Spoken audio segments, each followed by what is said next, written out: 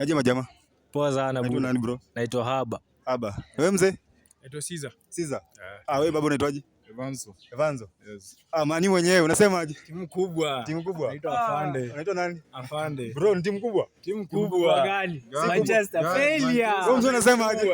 Okay, mimi kwa majina naitwa Sifa Safi, team Chelsea mazee. Yeah. So jana game ilicheza, tulitoka win game. Wewe una feel aje kama mtu kwanza wa Chelsea?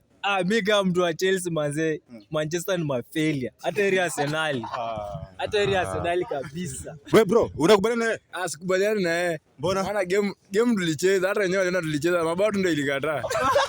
Lakini game yenyewe mlipeana. Hatukupeana, tulijaribu. Ulijaribu nini? Mimi nasema wao hayuko, hakuna ball walicheza. Hata wanajua hayuko kabisa. Alafu chenye nimepambika nao ni tukutane wote next season. Tuanze tu upya wote.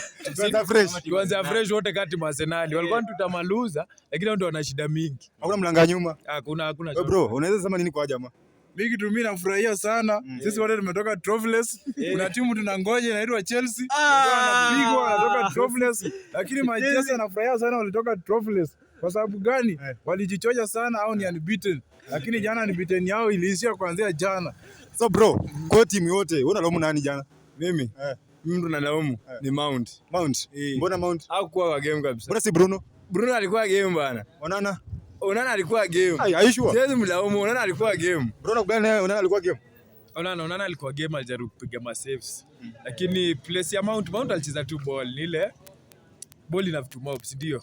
Kuna tu watu walifanya makosa zenye asifai. Kwanza tuseme tu Luke Shaw aliwaseti. Lakini vizuri sisi tunafurahia juu amkuwa.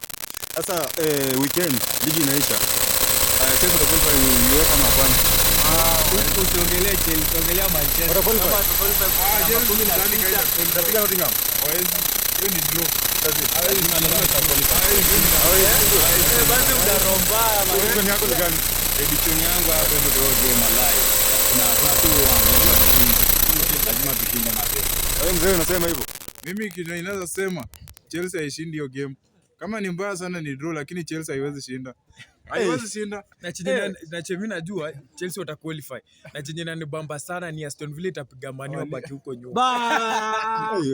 Umsa anachukia Man U.